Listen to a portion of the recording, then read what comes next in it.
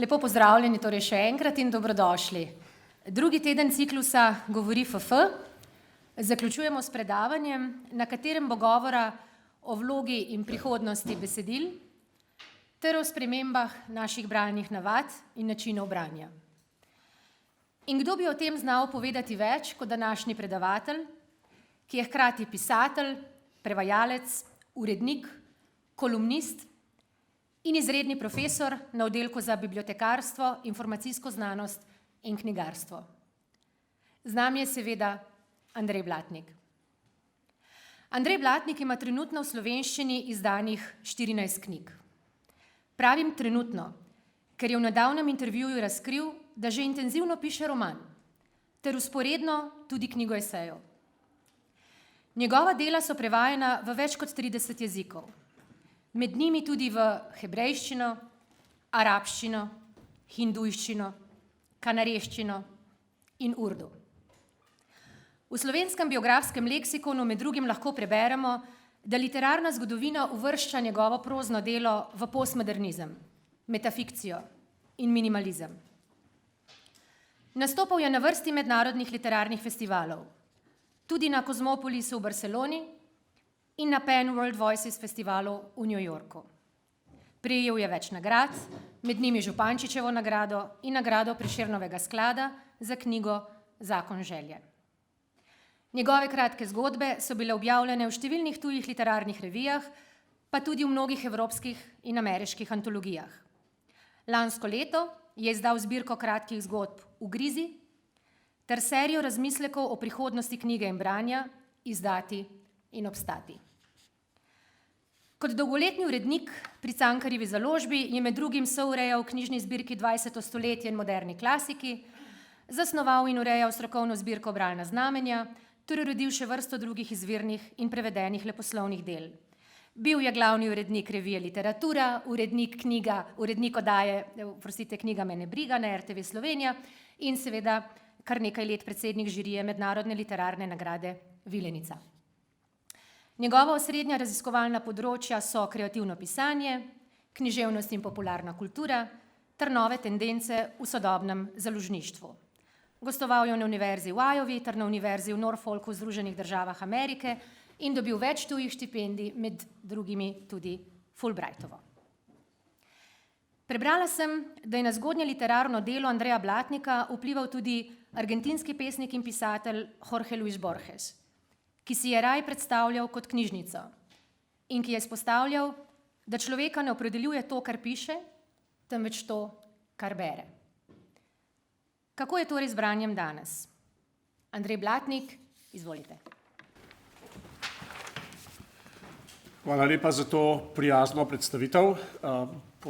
Po njej mislim, da je prav škoda, da moram nastopiti, saj ta dober vtis, ki ste ga morda dobili, če ste vsemu temu verjeli, lahko samo pokvarim malce, ampak vseeno bom tvegal.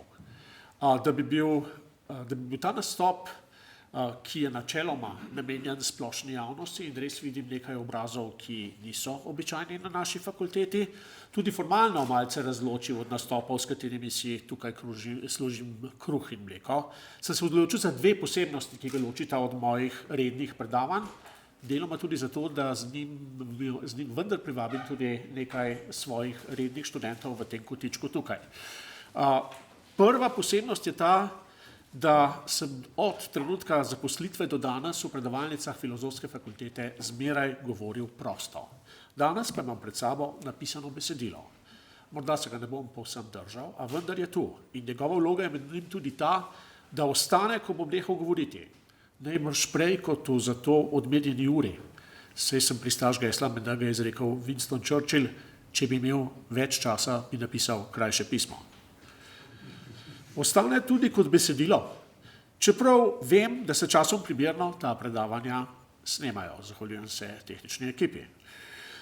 Ker jih, če nimamo jamstva, da bo YouTube ali kakšno drugo spletišče, na katerem bo posnetek naložen, prav o tem je prej zunaj tekla debata, zdaj bomo imeli te posnetke, kam pa ne jih damo. Torej, tudi če to ne bo obstalo za vselej, bo najbrž vsaj za nekaj časa to, kar je bilo povedano in še bo povedano drug teden v tem prostoru, približano sleherniku, ki aprila ne more na Filozofsko fakulteto.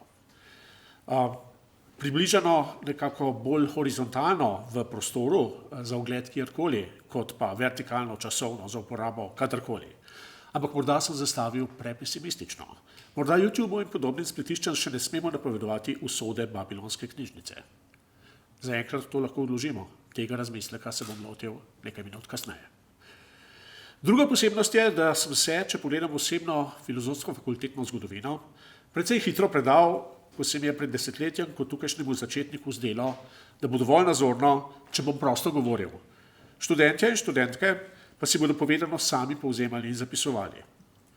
Po nekaj soočenih z zastarelostjo te pedagoške metode sem, kakor marsikdo med nami, pristal na vnaprejšnje abstrahiranega povedanega v PowerPoint projekcije. Ko sem na odličnem predavanju Vanese Matajc zaskrbljeno opazil, da očitno zdaj že na primerjalni književnosti uporabljajo PowerPoint, me je oddelčna bibliotekarka Seta Knop nemudoma pomirila, da samo izjemoma. In res, Vanesa je prikazala le 2 navedka iz obravnavanega leposlovja.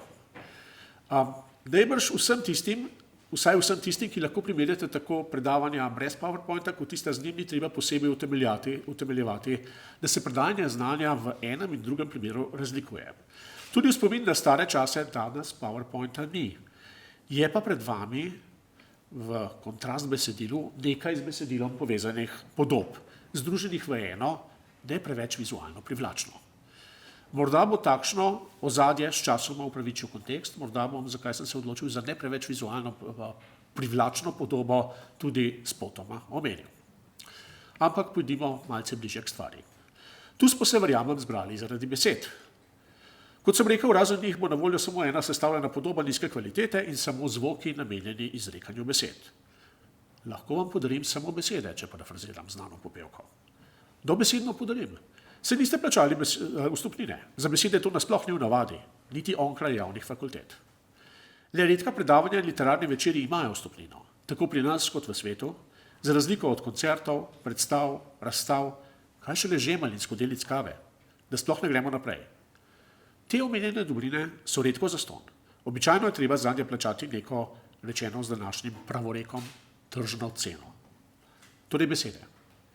Če bomo pravkar spet posvetili kako uro, morda manj, svojega življenja, kakor smo jih že veliko, potem najbrž verjamemo, da imajo smisel, da lahko še zmeraj spreminjajo svet, kakor vrsto takih primerov poznamo iz zgodovine. Naj za ogrevanje nekaj naštejem, besed povezanih v besedila in besedil izdanih v knjige, ki so spreminjale svet. Najprej so tu verske knjige vseh vrst, pa ideološke knjige od komunističnega manifesta do mojega boja, da zadostimo vsem skrajnostim, pa tudi knjige, ki so bile pisane kot leposlovje, najbrž brez namena spreminjanja, a so vendarle spreminjale.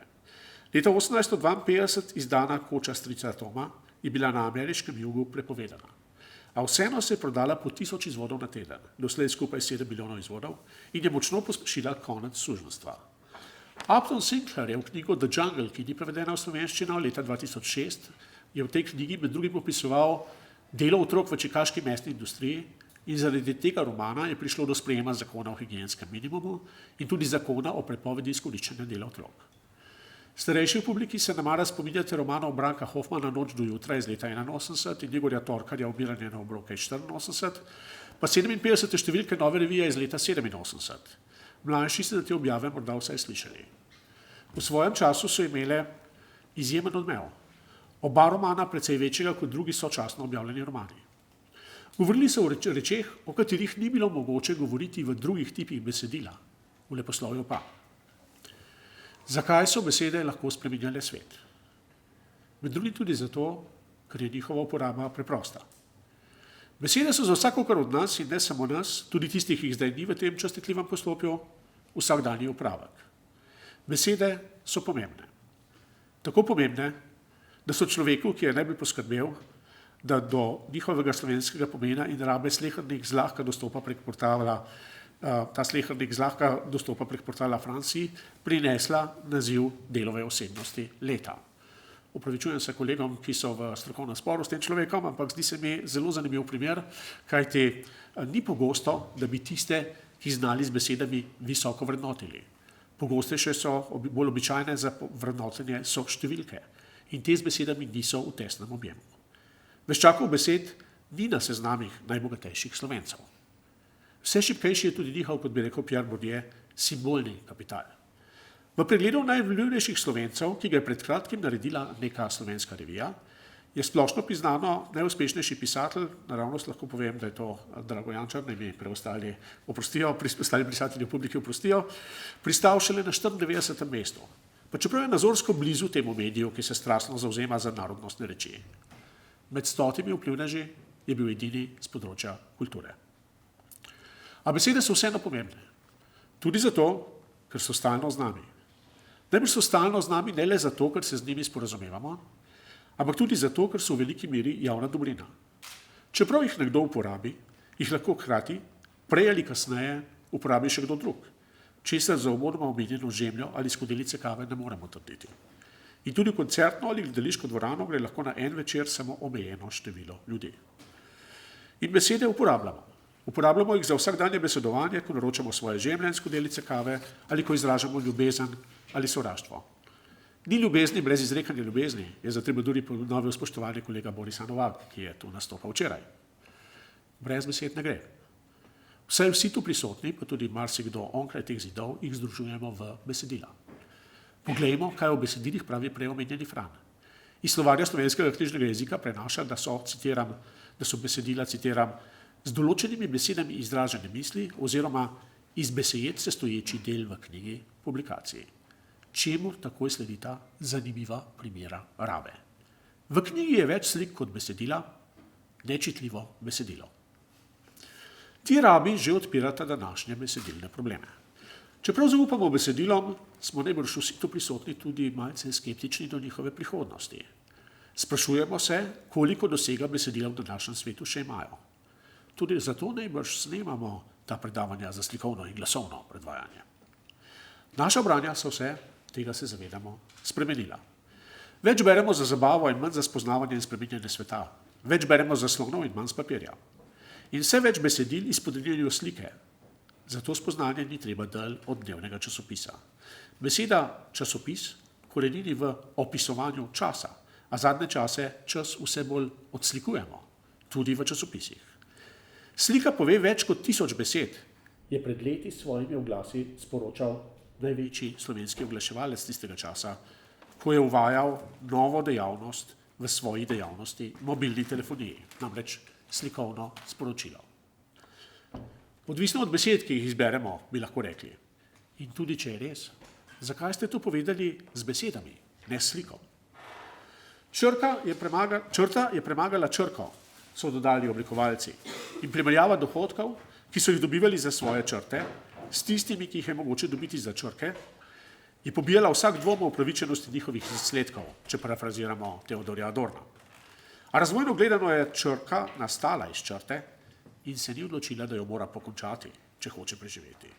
In tudi danes črta še ni izbrisala črke, slika še ne besede in beremo več, ne manj, le drugače. Prav res v nasprotju s splošnimi žalostinkami, da se bere vse manj, dejstva kažejo, da v resnici beremo vse več. Ne le to, da se je uspešnica v ZDA pred 50 leti prodala v nekaj 10 000 izvodih, danes pa v milijonih. Včasih se navaja, da je pisec uspešnih iz 50-ih Herman Vogt prodal 200 000 knjig, sodobni John Grisham pa jih pa 14 milijonov. V Sloveniji mimogrede rečeno je precej drugače. Najbolj prodajane knjige se zadnja leta v letu dni prodajo kakih 4000 izvodov. S tem ne izpolnjujejo tradicionalnega kriterija za uspešnico, ki pravi, da je uspešnica knjiga, ki jo v 10 letih od izida kupi 1% prebivalstva. Ko to definicijo odpredavam, imajo moji študentje zmeraj težave z računanjem tega odstotka, čeprav vedo, koliko je prebivalstva. Elektronski pripomočki so načeli njihovo zmožnost računanja na pamet. To se bo morda malce navezalo na tisto, kar bom kasneje spregovoril o elektronskem branju. Spet mimogrede rečeno, ta kriterij sta po letu 1991 v Sloveniji izpolnili 2 leposlovni knjigi. Nobena od njiju ni bila ne Harry Potter, ne Da Vinčijeva šifra. Obe sta napisala domača avtorja. Ena je, kakor je običajno pri uspešnicah, roman, druga pa je pesniška, kar je svetovni fenomen. Če si kdo zelo želi kaj vprašati po predavanju, pa ne ve kaj, morda ima tukaj priložnost, da nekaj vpraša. To ameriško naraščanje naklad najbolj prodajnih knjig seveda ne pomeni, da več beremo vse knjige. Na račun tega, da najbolj uspešne knjige prebere več ljudi, vse druge prebere manj ljudi, kar je pojav po Chrisu Andersonu, avtorju istoimenske knjige, poimenovan Dolgi rep. In ta pojav ni značilen samo za branje in nakupovanje knjig. V ekonomiji je vzporednica tega pojava zgodba, ki se imenuje 99% in se je morda že razvila do 99% in 9 promilov. Struktura branja knjig se pač precej spreminja, kar nakažejo tudi podatki o prodaji naklad posameznega knjižnega naslova. Legendarna knjižna zbirka 100 romanov je leta 1964 začela izhajati v nakladah po 24.000 izvodov na naslov in se leta 1977 iztekla v 6.300 izvodih na naslov. Zbirka, ki je hotela nadaljevati njeno poslanstvo v sodobnosti, 20. stoletje, se je leta 1993 optimistično začela z blizu 3000 izvodi in se že naslednje leto realistično za 1000 izvodov spustila, iztekla se je leta 1999 v nakladi 800 izvodov. Njena naslednica, moderni klasiki, je morala zaprositi za državno subvencijo, javno subvencijo, kar je omogoča izhajanje v nakladi 500 izvodov, nekateri naslovi so razprodani, drugi so se prodali v nekaj več kot 200 primerkih, večina splošnim knjižnicam. Zbirki poezija, lirika in nova lirika, ki prinašata kanon svetovne poezije, se prodata v približno 100 izvodih. Od tega 70 izvodov splošnim knjižnicam. Nekaj privržencev pa kupi vse, kar je v zbirki išlo. No, eden od tu objavljenih pesnikov, tudi dobitnikov Nobelove nagrade, se je prodal nekajkrat več. To je Bob Dylan. Ta količinski padec ne velja le za kanonično leposlovje in ne le za Slovenijo. Na začetku 60. let prejšnjega stoletja je šla 1,6 knjige na prebivalca, torej 1,60 izvoda knjige na prebivalca, na začetku novega tisočletja pa 0,9. Ob tem pa branje v azijskih državah zelo hitro raste. V Indiji se pismenost poveča za 1% letno in še ima prostor za rast. Mislim, da so trenutno pismene približno 3/4 odraslih Indijcev.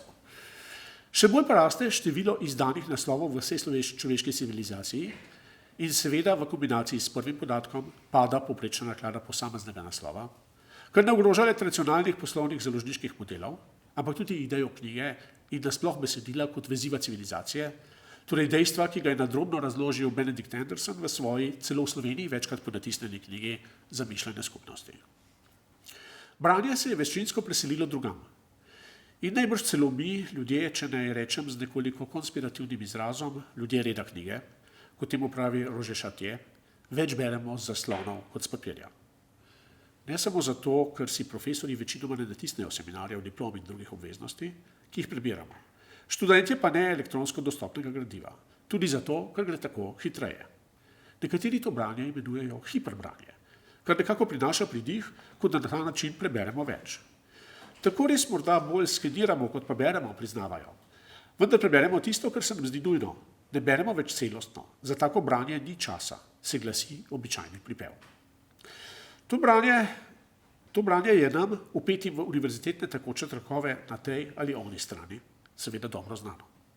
Vendar se ob njem ne počutimo ravno lagodno. Drugi, precej številčnejši, tako branje imenujejo poplitveno branje, po znameniti knjigi Nicolasa Carra, Plitvine, ki povzema ugotovitve številnih nevrologov, sociologov in besediloslovcev, da je elektronsko branje bolj površinsko.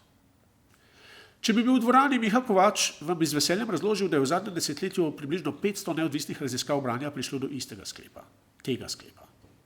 Dodal bi tudi, da je veliko znanstvenikov to že spoznalo prek raziskave z udeležbo in da si zdaj elektronska besedila za resnejše preučevanje natisnejo.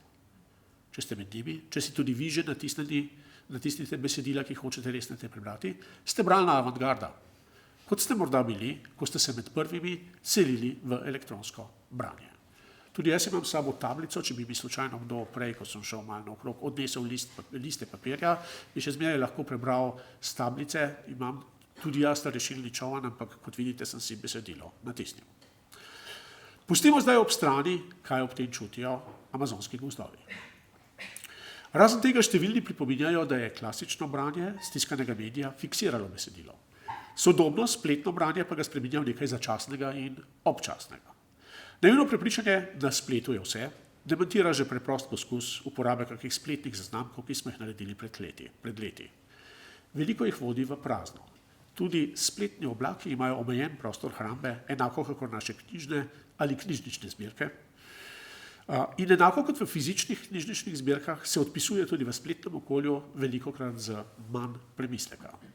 Teorija, konkretno Adrian van der Wiel, temu pravi nova besedilna nestabilnost.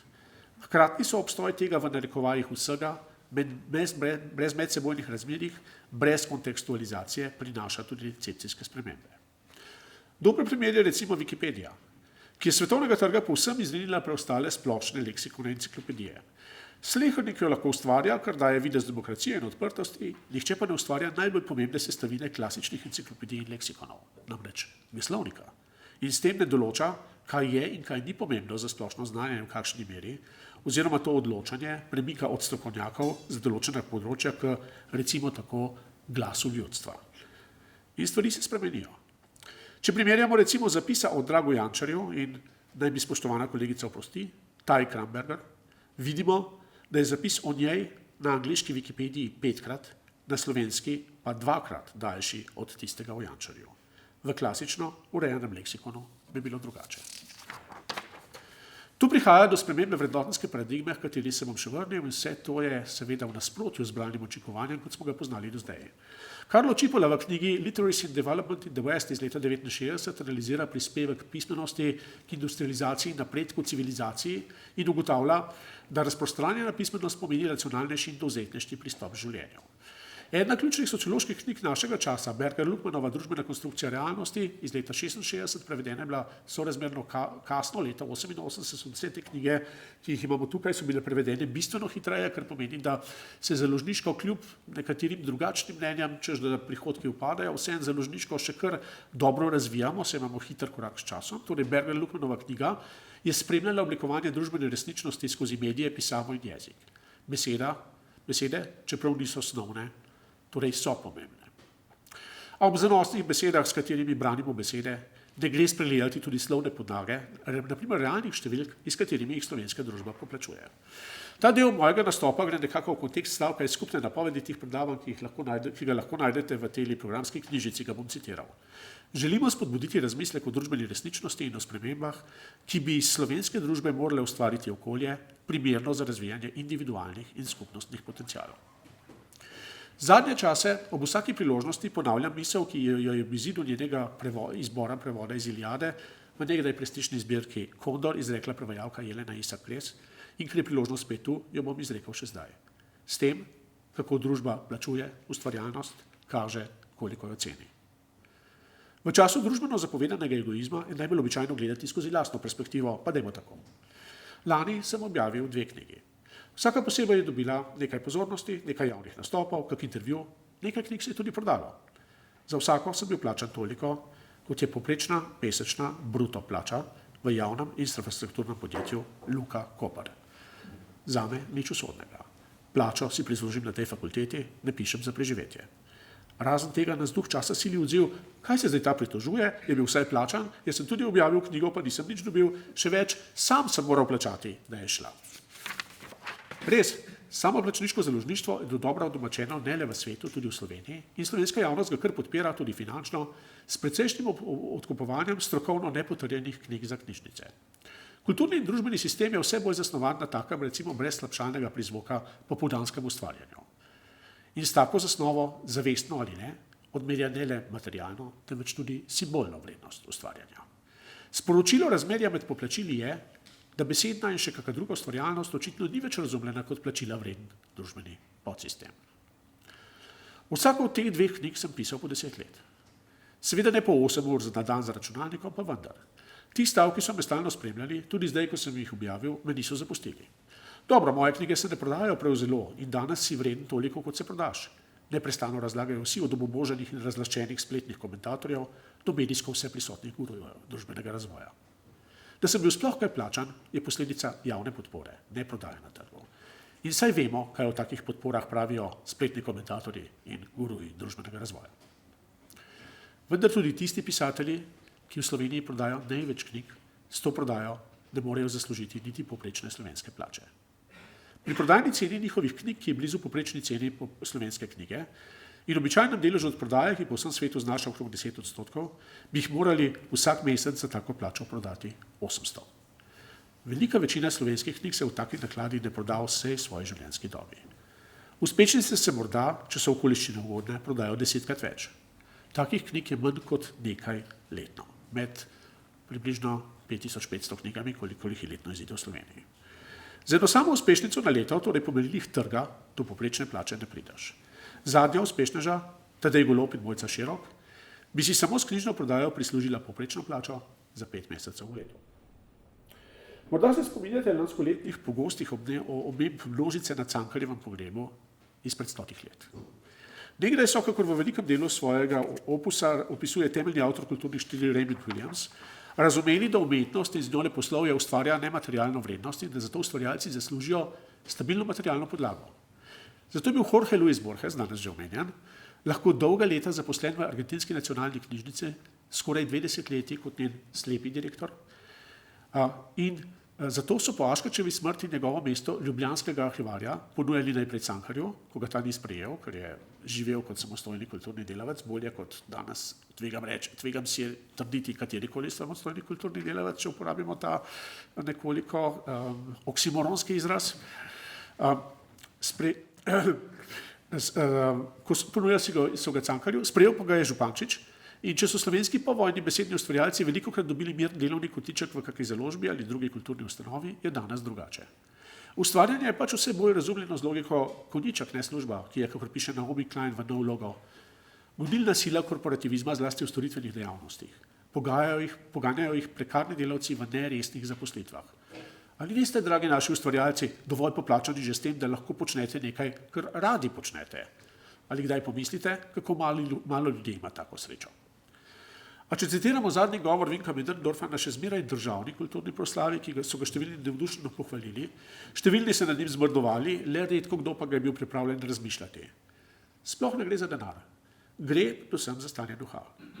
Kot je treba zmeraj znova pojasnjevati, zakaj je ustvarjalnost pomembna in kakšna je netržna vrednost kulture, so misli o civilizacijskem somraku manj patetične, kot bi si želeli. Ta preobrazba je družbeno pogojena.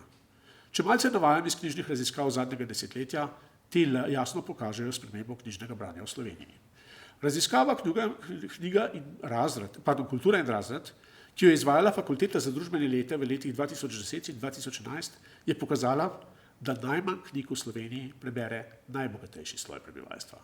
Pri čemer so bili v ta sloj v raziskavi vključeni tisti, ki so zaslužili več kot 2000 evrov neto mesečno. Še več, ta sloj prebivalstva je tudi najmanj knjig kupil, več so jih kupili nezaposleni in študentje. Raziskava Knjiga in bralci 5 iz leta 2014 pa je pokazala, da je za 3% padlo število ljudi, ki preberejo vsaj eno knjigo letno in se je tako število nebralcev povečalo. To je izzvalo precej klicev k akciji, a nobene akcije. Malce prezrlo se je, da so se od prejšnje raziskave zelo razmnožili zlasti nebralci s končano visokošolsko izobrazbo. Izrazito pa je padlo tako število intenzivnih bralcev, torej takšnih, ki so po lastni odločitvi in ne zaradi poklicnih zahtev preberejo več kot 20 knjig letno, kot je padlo tudi število domačih knjižnic, torej domov, ki premorejo več kot 500 knjig. V času raziskave Knjiga in bralec 4 smo bili v prvi tretjini v merjenih državah v Evropi, zdaj smo med zadnjimi. Deloma je seveda to tudi zasluga, in to ne mislim ironično, zasluga naših zelo dobrih splošnih knjižnic, ker pač ljudje se odločijo, da imajo knjigo dovolj blizu doma, da jim jo ni treba imeti doma. Kultura in razred je zaznala veliko strinjanje s trditvijo, branje knjig je bilo včasih bolj pomembno, kot je danes, mejhno strinjanje s trditvijo, če ne bereš, se ne moreš uveljaviti v družbi, in knjigo videlo zlasti kot, citiram, odličen način preživljanja prostega časa. Branje knjig očitno torej ni več pomemben družbeni kvalifikant, vsaj po mnenju tako bralcev kot nebralcev.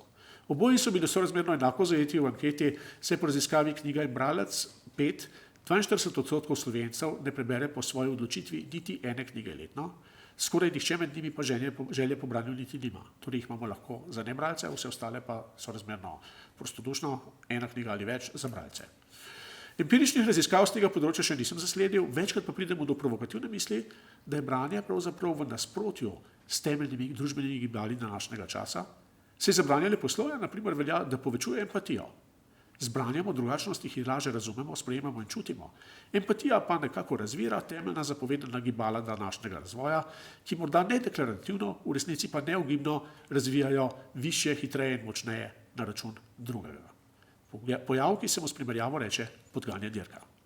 Vendar moramo biti z živalskimi primerjavami previdni. Trenutno je v Sloveniji najbolj prodajana knjiga Modrost volkov, ki razlaga, da ima volkovi v nasprotju s človeškimi predstavami precejšno inteligenco in tudi empatijo, vsaj do svoje vrste. Da je obzorje pričakovanja do bralnega dejanja drugačno, kot je bilo nekdaj, in na tem mestu velja opozoriti, da se je branje kot prostočasovna dejavnost uveljavilo šele nekako v 18. stoletju s strmim naraščanjem pismenosti kot posledico obveznega šolstva in ko sfera prostega časa za veliko večino populacije šele nastopi, pa je mogoče vendarle povezati tudi s fenomenom poplitvenega branja, ki je bil omenjen malo prej. Funkcionalistično branje se ne ustavlja pri globini in ne išče navzkrižnih referenc v vseh do zdaj predanih besedilih, temveč preskakuje med njimi, ki se mu v najpogostejšem zaslonskem branju ponujene na istem zaslonu, dobesedno in v prenesenem pomenu znotraj istega obzorja. Kot vemo, nas kontekstualizacija sporočil pripelje do novih sporočil, včasih tudi nehote, kakor priča eden izmed zajemov tiskanih besedil na platnu za mano. Vrsta knjig in posameznih študij govori o tem, kako nas spoznavanje sveta prek socialnih omrežij zaklene v krog enako ali vsaj podobno mislečih. Zato se tudi zdaj ne bi zaustavljal. Nemara pa vsi poznamo primere, ko smo koga, katerega način razmišljanja nam ni bil všeč, odstranili iz svoje realne ali lažje in pogosteje virtualne bližine. Objave v socialnih omrežjih spreminjajo odzivnost naših besedil. Z objavo doživimo takojšnji odziv, nekaj ur ali v najboljšem primeru dni všečkanja, na kar spregovorjeno potogne v magmo spletnih smeti in ne pride več na površje, za razliko od knjige, ki ima shranjeno na polici in ne v skladišču, zmeraj možnost, da novim bralcem pride do novega obstoja v bralnem doživljaju. Hkrati pa ta splošna in lahko jahka objavljivost in dostopnost besedil v ljudeh ustvarja vrljivi občutek, da je ustvarjanje besedil vsem na voljo v enaki meri in z enakimi možnostmi. V Sloveniji smo med vodilnimi na svetu po objavljanju števila novih knjižnih naslovov na prebivalca. Leta 1991 je za nagrado Kresnik, prvo tekmovanje, tekmovalo 17 novih romanov, v zadnjih letih jih je zmeraj nad 130, tudi več kot 170 jih je že bilo. Letno izide 250 do 300 pesniških zbirk, od tega le desetina pri založbah, ki upoštevajo založniške standarde. Zelo malo pesniških zbirk pa se proda vsaj približno taki nakladi.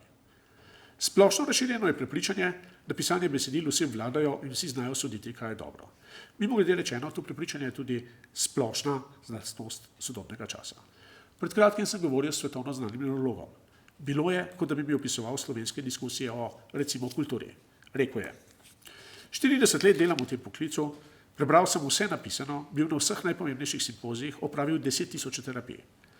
A v ordinacijo mi prihaja vse več ljudi, ki so nekaj prebrali na spletu in zdaj bolje od mene vejo, kako bi bilo treba zdraviti. Razvoj družbe znanja nas je pripeljal v čase, ko lahkotno mislimo, da vemo vse o vsem in vse vemo najbolje. Hkrati pa so v spremenjenem sistemu vrednot postali medijski vzorniki ljudje, ki so dobri v ustvarjanju razlike v ceni tudi na račun tega, da katastrofalno plačujejo svoje zaposlene, da ustvarjajo dohodke iz izkoriščanja slabih okoljskih standardov in zakonitosti v drugih državah in se ukvarjajo z vsestransko škodljivimi dejavnostmi in podobno. Vse bolj so samozavestni, govorijo, jaz veliko zaslužim, zato lahko veliko odločam in ljudje ploskajo. Ti ljudje se najbolj sodijo v tisti sloj, ki zasluži več kot 2000 evrov mesečno neto, bi laično sklenil. Vrnimo se k besedilom in recimo, da je ta vrhovna vrednotenska paradigma dobro je, ker se dobro prodaja, pripeljala tudi do zanimivega vprašanja, ki ga je v predavanju Marka Marinčiča prejšnji torek zastavil Primož Vitez. Kako je mogoče, da v sistemu univerze v Ljubljani poučujemo vse druge umetnosti, le besedne ali besedilne ali jezikovne, če hočete? Ne. Ki nas bi racionalno konstituirala, kako smo razmišljali predvčerajšnjim na predavanju Boža Repeta, pa ne. Deloma seveda zato, ker igranje glasbil, vizualno ustvarjanje in podobno bolj dojemamo kot veščino, kot pa sestavljanje besed. Slednje vendar znamo vsi. Deloma pa tudi zato, ker so te umetnosti bolj unovčljive. Dvom ob slednjem sklepanju pobija primerjalna analiza. Kreativno pisanje, kot se temu reče, se bolj uveljavlja v velikih jezikih, zlasti v angleščini kot v majhnih. Saj je tam trg za besedilne izdelke večji in torej lažje poplača študiranje ljudi tega profila. Mimogrede rečeno, tudi v ZDA se diplomanti kreativnega pisanja ne zaposlujejo toliko v pisanju leposlovja, temveč najprej v oglaševanju, tam so besede še nekaj vredne, potem v produkciji računalniških iger, tudi če nimajo dialogov, imajo pa zapleten značaje, in v komercialni TV produkciji. Vsakič, ko poslušam producente slabih slovenskih TV nanizank, da se ne da narediti bolje, ker ni denarja, se sprašujem, ali bi res toliko stalo, da bi kdo kvalificiran prebral scenarij in ga popravil. A najbrž jim to ne pride na misel. Vse pisanje besedil, za razliko od scenografije, montaže, glasbe in drugih sestavin, za kar se iščejo strokovnjake za svoje ekipe, ne dojemajo kot specializirane veščine. In če ste ob moji projekciji začutili bolečino, kakšen zmazek, jaz bi to naredil bolje, ste s tem podoživeli bolečino, ki jo pišoči ljudje velikokrat vidimo, ko kaj preberemo. Vrnimo se za konec spet k uvodoma omenjeni definiciji besedila. Besedila so z določenimi besedami izražene misli. Morda bodimo moralični, se današnji dvomi glede prihodnosti besedil začenjajo prav iz dvomov o prihodnosti izraženega mišljenja. Mišljenje je pač dejavnost, ki zastavlja prava vprašanja napačnim odgovorom. Ta danes pa je takih, ki vpijejo, da oni že vedo, kako je treba in da vedo tudi, da imajo prav, pravzaprav iz dneva v dan več. Pa ne gre za samozvane preroke, ki prodajajo politične vizije, ali pa za tiste, ki skušajo vplivati na naše denarne odločitve. Po neki anketi med mladimi je najbolj zaželen poklic prihodnosti influencer, vplivnež. Mišljenje samoumevnost vseh teh prav v narekovajih zamaje, zato ogroža vzpostavljen poslovni model. Nič čudnega. Besedila so bila od nekdaj, ne le tisto, kar je odvračalo misel na izgubo in strah pred pozabo, kakor piše Roger Chartier v knjigi Pisanje in branje, torej tisto, kar je utrjevalo družbo, ampak tudi tisto, kar jo je spreminjalo. Kar spomnimo se Lutra, brez katerega Gutenbergov izum tiskarskega stroja morda še dolgo ne bi prišel v uporabo. In še zmeraj je v uporabi. Medtem ko se digitalna tehnologija, video in glasba svoje predhodnike izrinili, ves analogni svet tiska, knjigarni in knjižnic še vedno obstaja, piše Adrian Vanderbilt v knjigi Spreminjanje naše besedilne zavesti. Mimogrede, če je kdo v mojem nastopu pogrešal trdnejše besedilne teorije, lahko to nadoknadi z branjem slovenskega prevoda ali angleškega izvirnika knjige tega nizozemskega besediloslovca. Besedila so bila v vsej svoji zgodovini zapis stvari, kakor so, a tudi glas proti. Izzivalo jih je tisto, kar je bilo treba spreminjati, predrugačiti, in takih izzivov je danes zelo veliko. Torej je danes pravzaprav zelo dober čas za pisanje in branje besedil. Hvala lepa.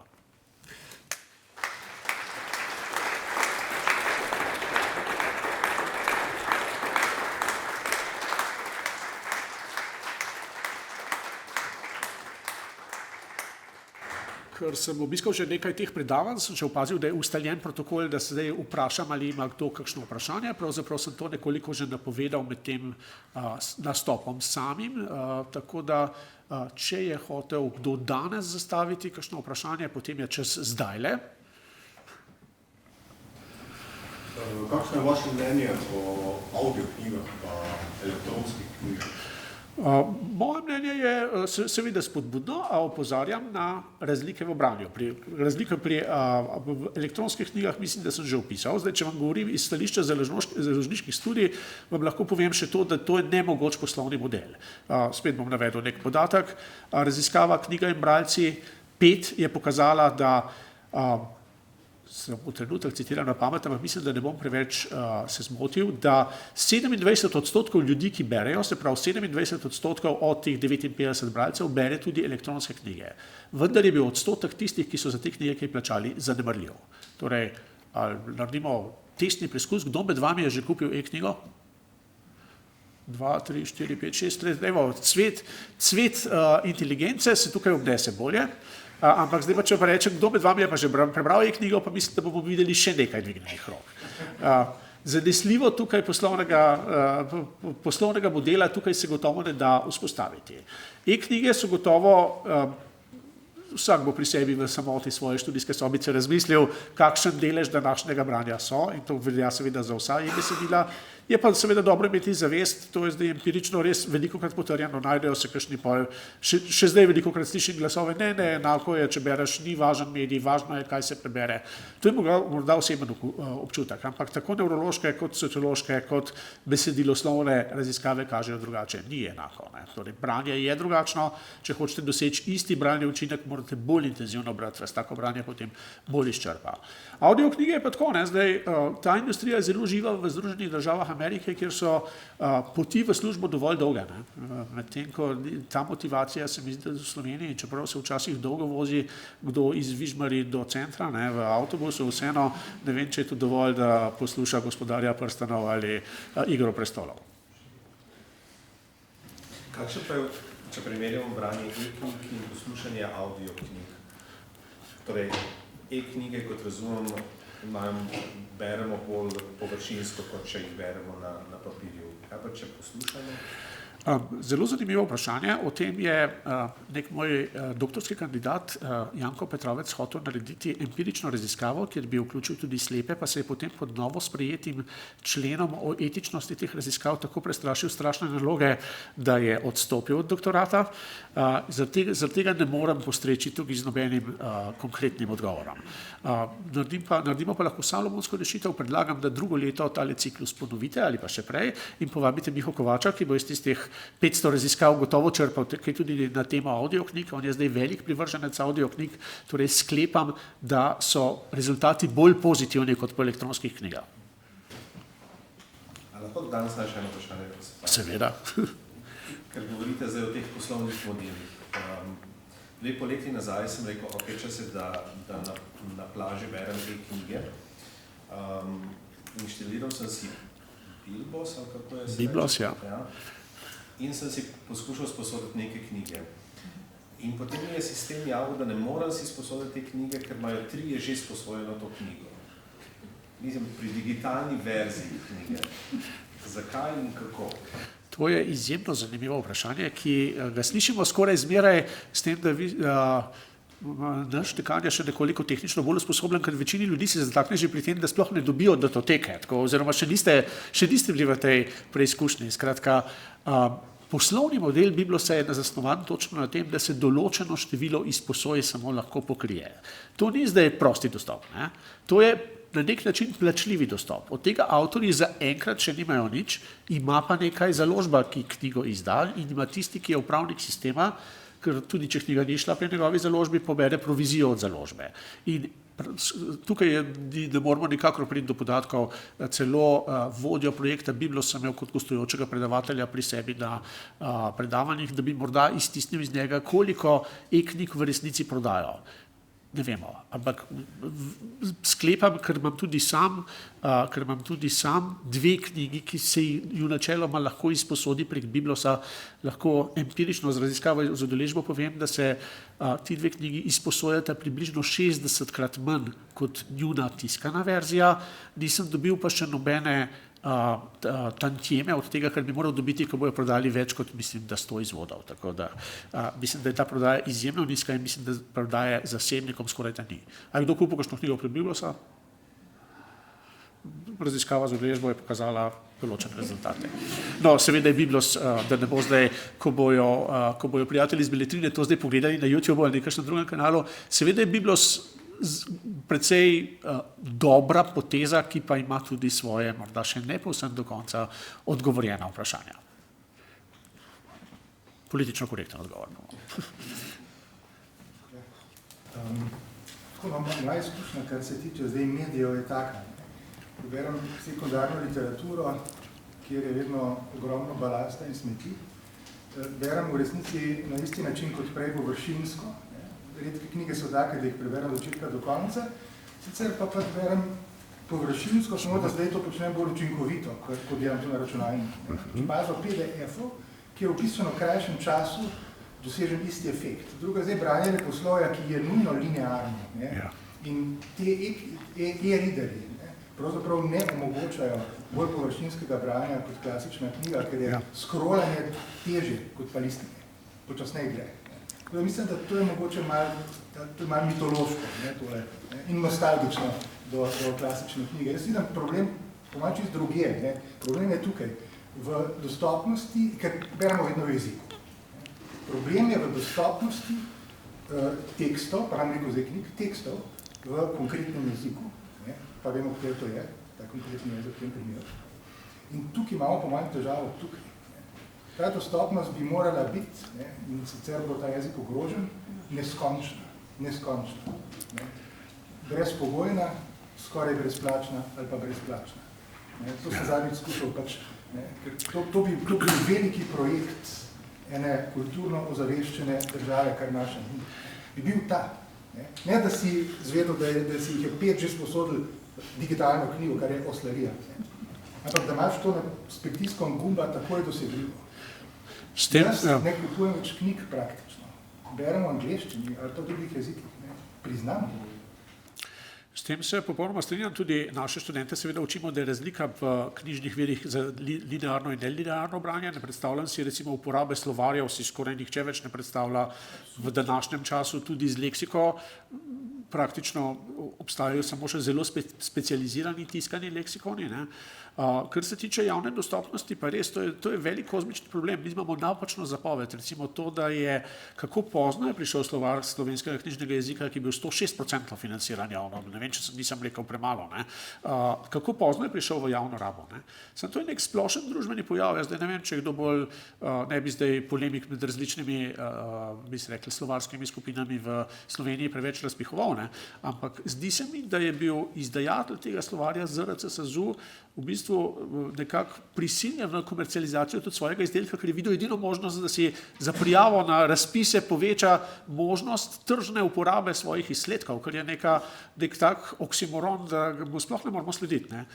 In o tem seveda zelo premalo govorimo. Jaz že leta skušam dopovedati, ko tale izposoja ustvarja za pisatelje neko štipendijo iz knjižničnega nadomestila, ki je približno lahko 2-krat višja od vsote, ki jo ti dobiš, saj pisatelji tukaj to vejo, 2-krat več boš dobil iz štipendije za pisanje knjige, ki jo potem ni treba napisati, kot boš dobil iz konkretne knjige, ki si jo objavil. Ne. Jaz zdaj razlagam, če je nekdo dobil štipendijo, naj da to knjigo lepo v prosti dostop. Založba, ki jo hoče natisniti za nekaj, bojo kupili, ne jo natisne, ostali ne jo omogočijo jo imeti zastonj. Pa najboljši primer so maturitetna branja. Ne. Maturitetna branja so zdaj že nekaj časa, tega nisem gledal, ampak včasih, ko je bilo izbrano maturitetno branje, je to pomenilo 8000 prodanih knjig. Aha, se imamo, v družini poznate zgodbo. No? No, potem me pa potrdite, če ni bilo tako, da so 10 minut po tem izboru začeli zvoniti telefoni vseh, kar nekaj slovenskih založb, bomo rekli, in so zelo veliko ponujali za to knjigo. Ne? To je zelo zanimiv fenomen. Ne? To bi bilo možno zelo preprosto rešiti. Ne? Enostavno tako, da se poplačajo pravice za to direktno in imamo pač maturitetna komisija prosto objavi to v različnih elektronskih oblikah, za tiste, ki si želijo pa tudi natisati, poznamo zdaj čuda digitalnega tiska, to lahko izvaja tudi kakšna založba, da se s tem ne mučijo srednješolci. To so zelo preproste rešitve, a vse te zelo preproste rešitve grejo v nasprotje z temeljnimi družbenimi postulati, ki jih malikujemo dan danes, če rečemo malce sarkastično. Jaz bi se pa malo vrnila v bistvu na prvi del vašega predavanja, kjer ste rekli, da načeloma beremo več. Zdaj, človek pričakuje, če beremo več in po nekaterih ocenah človek danes procesira okrog 50 gigabajtov informacij, od tega velik del besedilnih informacij. Potem bi bilo za pričakovati, da beremo tudi hitreje, ne? Kar seveda beremo tudi plitveje in tako naprej. Mene zanima, mogoče poznate kakšne raziskave, kako se v bistvu spreminja, ker vemo recimo, da pa pri sodobnih ali pa digitalnih bralcih, ne, se spreminja tudi ta način procesiranja informacij, predvsem v smislu pozornosti, ne, v smislu nekako kognitivnega procesiranja. A obstajajo kakšne te povezave pri klasičnem branju pa pri digitalnem branju, ne, v smislu, ne vem, kakšen attention span, ne, kakšno, a sploh še recimo neke generacije, ki so z digitalnimi besedili zrastle, imajo to neko kondicijo, če se tako nekako malo banalno izrazim. Ja, take raziskave sicer obstajajo, vendar jaz nisem pravi naslov zanje. Naša dvočlanska katedra ima še enega člana, ki se s tem intenzivno ukvarja, tako da omenil sem že njegovo ime, tako da, kot vidite, kar nekako splošno vzdušje kliče po tovrstnem predavanju.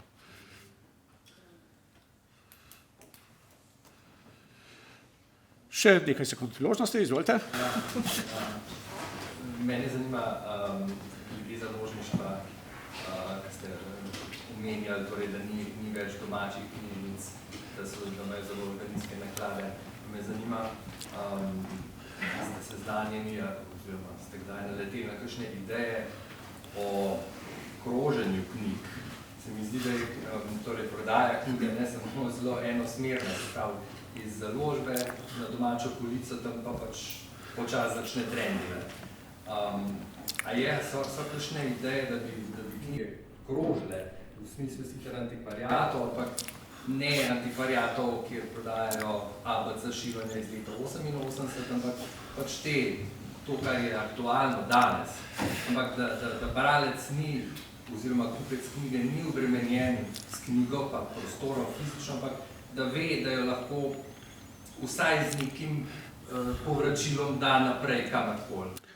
Zdaj, tukaj imam več odgovorov na več nivojih. Prva stvar, ki omogoča kroženje knjig, so seveda splošne knjižnice. Druga, ki je v Sloveniji, še enkrat poudarjam, kolega bo pokimal po moje, so v Sloveniji primerjalno izjemno dobro razvite. Tudi sorazmerno dobro podprte. Druga možnost za kroženje knjig je samo nekaj metrov od nas. Tukaj je knjigobežnica, ptičja hišica za knjige, v katero osebno prispevam vsak teden kakšnih 5 knjig, tako da in kakšni 2 tudi odnesem, tako da sem jo vzel zelo za svojo. Problem pri teh zadevah so zmeraj nekako ti, zdaj bom pa še enkrat uporabil to besedo, tokrat ne v ironičnem smislu, poslovni modeli. Namreč veliko vprašanje je, kako na ta način poplačati avtorja. Recimo, če bi uveljavili univerzalni temeljni dohodek za pisce, bi marsikateri problem rešili. Problem je zdaj, kako bi naredili selekcijo, kako bi poplačali prevajalce, recimo. Imamo zelo zanimiv fenomen, če kdo med vami spremlja, bi se rekli temu, ilegalni trg nosilcev slike, potem ve, da zelo veliko ljudi sami delajo podnapise. Zelo veliko Slovencev prevaja podnapise in rezultati niso tako zelo slabi, kot so bili od začetka. Nisem pa še zasledil, da bi nekdo sam kupil pravice za neko tujo uspešnico, jo sam založil in potem dal na splet ali kaj takega, oziroma sam prevedel in jo dal potem na splet. Tako da načeloma je gotovo, bo moral iti družbeni razmislek v to smer. Samo vidimo pa, da če pa spremljamo dogajanje v javnem zdravstvu in javnem visokošolstvu in tudi javnem šolstvu, pa vidimo, da je to nekoliko v opreki z siceršnjimi družbenimi premiki. Tako da glede tega nisem preveč optimističen, je pa tukaj seveda rešitev jasna, kajti spet bom rekel, brana avantgarda, ljudje, ki berejo elektronske knjige, so že pokazali, koliko so pripravljeni za to plačati. Cena je zelo blizu nič. Nadaljna vprašanja? Ja, ne vem, koliko se strinjate s tem zdaj. Jaz imam zmeraj nenavaden občutek, kot povzetek, tudi novinarji velikrat, ne nazadnje ste tudi vi na koncu to rekli, idealen čas za branje, pisanje, torej beremo vedno več. Zdaj, a je to metodološko sploh okej stvar? Recimo 50 let nazaj smo industrijsko proizvodno skupaj dali, pa smo rekli, v tovarnah je bilo toliko ton proizvedenih zadev. Kasneje smo seveda to morali diferencirati, ker je to brez veze. In tudi tukaj, ko govorimo, da se vedno več bere, obenem pa je seveda so učinki tega branja zelo različni. Od empatije do tega, da si neki površno informacijo dobil, ki si jo čez pol minute že pozabil. Torej, a so to metodološko sploh dejansko upravičene stvari, da se na tak način prikazuje? Seveda, to je metodološko zelo problematično in zmeraj, ko se začne ta debata, se sproži to vprašanje, kaj pravzaprav je branje.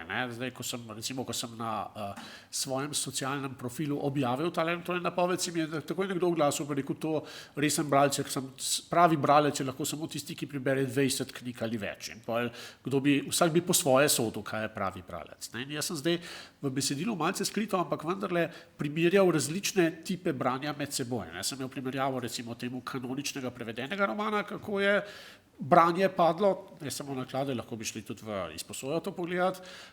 Govoril sem o knjižnem branju, če pa zdaj damo vse, pač dejansko ne moremo izmeriti k temu prišteti še elektronskega branja v vseh oblikah, ki nas obdajajo. Tako da tudi običajno, ko se pregleduje razliko med elektronskim branjem in knjižnim branjem, se pregleduje samo vsebine, ki so na voljo v obeh formatih. To je edino, kar do neke mere upraviči primerjavo.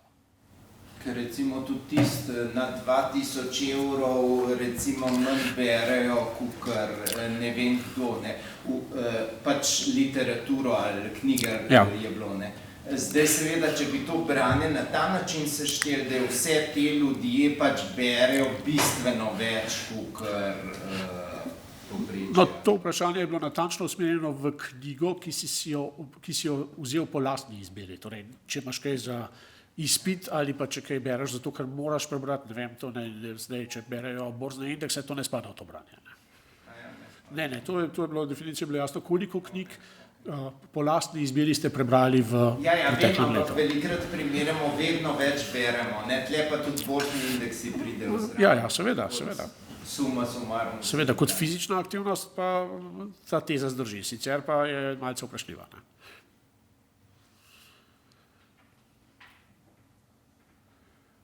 Zdaj si natanko ogledujem vsakega posebej v učilnici bom pogledal, če še komu leži na srcu kakšno skrito vprašanje, ki si ga doslej ni upal zastaviti. Tole poplitveno branje ali skeniranje z še nečisto udomačeno, pa že skoraj slovensko besedo mi je pokazalo, da ste vsi poudanjili vprašanja, ki ste jih imeli. Ura se približuje 7. Slišal sem, da ta predavanja trajajo točno do 7 in danes se bo to očitno zgodilo. Še en odgovor ste nam dolžni. Pa če lahko dodam temu, zakaj tisti dve knjigi. Kateri dve knjigi sta najbolj sta edini slovenski uspešnici po klasični definiciji? Prvo lahko uganete, rekel sem, da je to roman Gorana Vojnovića Čefurji Raus, ki najprej ni bila uspešnica, postala je bila precej dobro prodajana knjiga, zdaj bom sicer prekoračil čas, če odgovorim z osebno anekdoto, ampak skratka, znanci z študentske založbe so mi rekli, da je to ena zelo dobra knjiga in sem šel na predstavitev in prva stvar, ki me je začudila, je to, da je bilo tam zelo veliko ljudi, ki jih nisem poznal. Ponavadi obiskovalce tovrstnih dogodkov poznam, zdaj je bilo veliko neznanih in potem sem rekel, zdaj pa če pa to dobra knjiga, zdaj sem pravzaprav dovolj premožen, da si jo kupim, si bom šel eno kupiti, da bo vsaj nekdo knjigo kupil. In ko sem se po nekaj trenutkov za koncem tega predavanja obrnil, sem zagledal, da je pred prodajo knjig vrsta 20 ljudi, kar običajno ne doživimo na literarnih večerjih mladega avtorja za prvo knjigo, in pred mano sta stala dva visoka fanta, ki sta rekla, jaz bom tudi to knjigo kupil, še mene nisem, ampak me res zanima, kaj je Gogi napisal.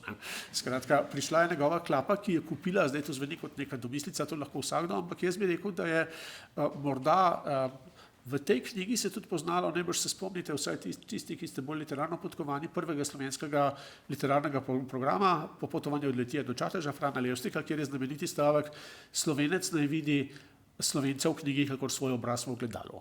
In mislim, da je novi Slovenec videl samega sebe v tej knjigi, se pravi tisti Slovenec druge, tretje generacije. To je bil prvi val, ki je zelo pomagal Vojnoviću, potem je šla beseda naprej. Razen tega je ta knjiga zelo zapolnila potrebo po neki duhoviti knjigi, s katero se da identificirati. Razen tega, ali še ste vi mogoče to prevedel v češčino? Ste vi morda to v češčino prevedel? No, bo potem kolega mogoče še povedal, kako je bilo to na češkem. Razen tega je pa skratka, ta knjiga je imela dovolj, to sem pa hočel reči, seveda. Ta knjiga je pravzaprav pokazala tudi, da smo Slovenci bolj urbano pleme, če uporabim sociološki izraz, kot si sami domišljamo, ker to je zelo mestna knjiga. Mi velikokrat rečemo, da smo dežela delavcev in kmetov, pa bolj kmetov, ampak pri tej knjigi se je pokazalo, da je populacija, ki je pripravljena neko tako urbano knjigo brati, velika, več kot 20.000 ljudi, zdaj mislim, da je že 25.000 prodanih izvodov. Druga knjiga je pa, ta je pa bolj nenavadna, to je pa res svetovni fenomen, je pa pesniška zbirka Antoneta Pavčka Angeli. Ta knjiga se je pa izjemno prodala tudi zato, ker je žal izšla v času avtorjeve smrti. Je pa tukaj nekaj drugega, poezija vsaj tistih najbolj znanih pesnikov, tudi Borisova knjiga je bila razprodana, kar je nenavadno, oziroma knjige, kar je nenavadno za poezijo, ampak poezija je pa za Slovence bolj trajna investicija. In si rečejo, če sem že dal teh 25 evrov, kar je približno povprečna cena slovenske knjige, imam pa vse poezijo, ki večkrat odprl, ne pa roman, ki ga preberem, pa ga dam v knjigobežnico, pa bom 25 evrov krajši. Bolje, da naredim s tem denarjem kaj drugega. Tako da ja, ne. In tudi sicer, moram reči, tudi tisti, ki se niso zelo približali tej številke, je več med njimi pesnikov kot romanopiscev. To je zanimivo. Med najbolj prodajanimi knjigami imamo še Jančarjevo To noč sem jo videl, potem pa mislim, da med prvo deseterico zadnjih, zdaj ne štejemo knjig za otroke, to je druga kategorija, ne. Ampak potem pa je že kar precej pesniških knjig tukaj, cela vrsta zelo različnih avtorjev pravzaprav. Tako da to kaže, da kolikor še je teh domačih knjižnic, je kar dober del knjig v njih slovenska poezija, kar je gotovo obetaven podatek.